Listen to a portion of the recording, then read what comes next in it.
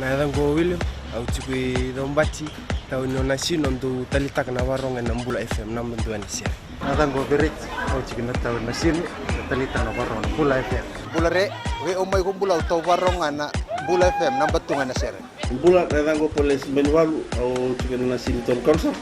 ndu talitak na warong na Mbula FM namban tu anisia. Au ndu talitak tunga na Mbula FM namban tu anisia. Korbu. Bula FM number 2 NSR.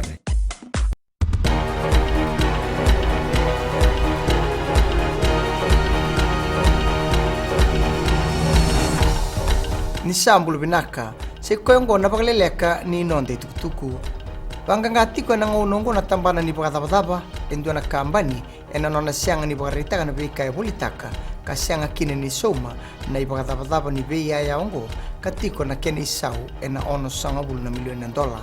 warita na bunlewani tambana ni pagatabataba bisfana das ni sianga ni pagarita tu na kambani ongo na beka bolitaki ena lomo ni tul na mbaki sauti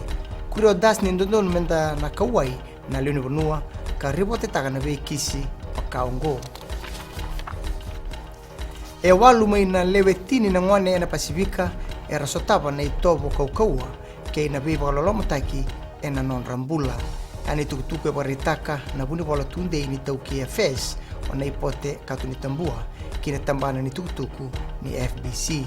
Tukuno katuni tambua ni non rabalo mataki na ngwane endua na kawai etiko na ngaunongo ka toka sare dhake na kene wiliwili e laura ni lebu e rangalu baka tu kasenga nimba uripote taki Pagaritak na matambosi ni business ni Fiji Australia Business Council ni ngandrevo biti men na pagatuloy taki na ibagarao ni non rakila na leoni bonua biti membaleta na beiboli merrawo ni botaniki na nanduindu etiko e na bugu ni beiboli e na mata ni tu e rua Waritaka na presidente ni songo Dave Edney ni raunan dei tukungana mata ni tu Australia ke New Zealand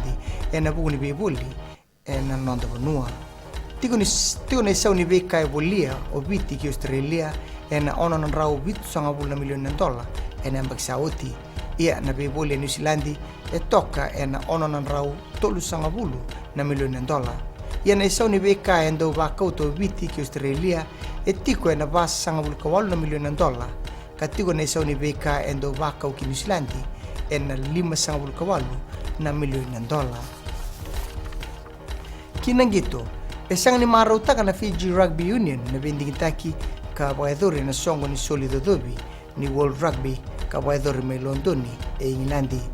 Warita na matambosi ni rugby e na nanda benua ni ratu rokobo na beka Sarawata na tim ni New Zealand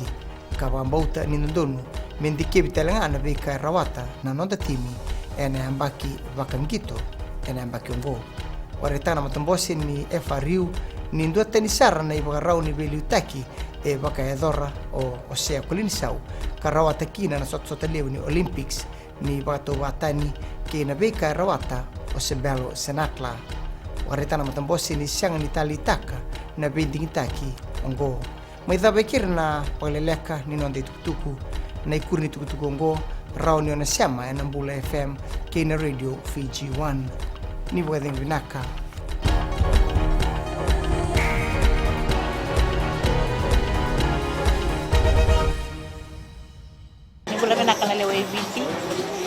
Gona makadekabua au maramani tau malam-malam nandunga apa kau cari tahu yang kau atau talita kama warung hari radio video one tahu mai serua tahu warung radio video one anda mai bikin apa yang Nimbula na dangoloa taratu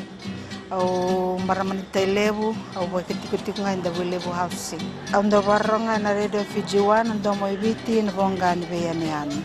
Na radio Fiji 1 ndo mo ibiti na bonga ni beyane